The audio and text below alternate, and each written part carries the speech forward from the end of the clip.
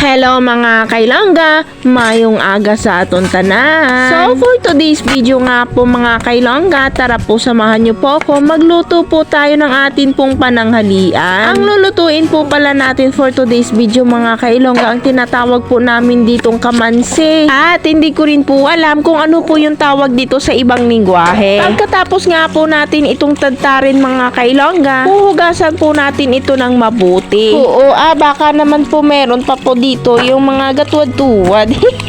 At dito nga po mga kailongga, mag-slice na rin po tayo ng atin pong mga lamas. Tulad nga po nitong bawang at saka sibuyas. Optional nga lang po kung meron din pong kamatis, pwede nga rin po. Nasa inyo na rin po kung lalagyan nyo pa po ng kamatis. Syempre pagkatapos nga po natin magtadtad po ng ating mga lamas, tayo na po magdabog-dabog at magisa-gisa rin po nito. Syempre ang pinakasahog po natin, hindi po naiiba at hindi po mahuhuli, ito pong sardina. Masarap po talaga at syempre ito lamang po yung pinakamadaling hanapin dito sa Uma. Kayo mga kailongga, nakatikim na rin po ba kayo neto? Kadalasan po dito sa amin syempre ginagataan din. Yes po, masarap po itong gataan. At dito nga po mga kailongga, maglagay na rin po tayo ng mga pampalasa. Optional lang po dyan mga kailongga yung paggamit ko po ng magic sarap. Mga ilang minuto nga lang ito mga kailongga, iluto na po ito. Malalaman mo din naman kapag ito po ay humok na. Magdagdag na rin po tayo ng 4 na piraso ng green sili para naman po mabago at syempre may kaunting sipa.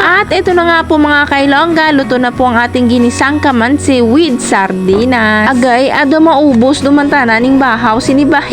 Ay nako mga kailongga, kahit ganito nga lang po yung ulam namin dito sa Uma, syempre busog na busog naman po kami. At higit po sa lahat mga kailongga, hindi po kami mapili sa mga pagkain. Syempre number 1 po talaga sa amin dito sa bahay yung gulay. Tara na po mga kailongga, lamo na po tayo. At syempre bago pa po mahuli ang lahat, ito na pong hinihintay nyo. Free shoutout na po tayo. Shoutout po tayo kay Sel Martineco Acetro. Shoutout din po tayo kay Mildred Puentes Gahom. At syempre ito pa mga kailongga, shoutout tayo kay Gel Mariano Guillermo ng Aklan. At syempre mga kailongga, ito na po yung pinakahuli nating isya-shoutout. Shoutout sa iyo Maricar Ferrer Bahia ng Batangas.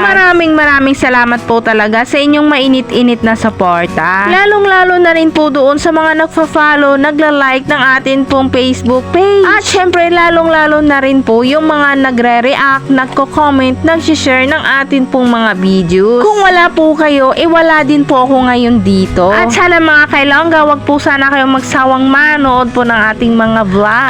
At hanggang dito na nga lang po muna ang ating video mga kailongga. Salamat sa inyong panonood. God bless us!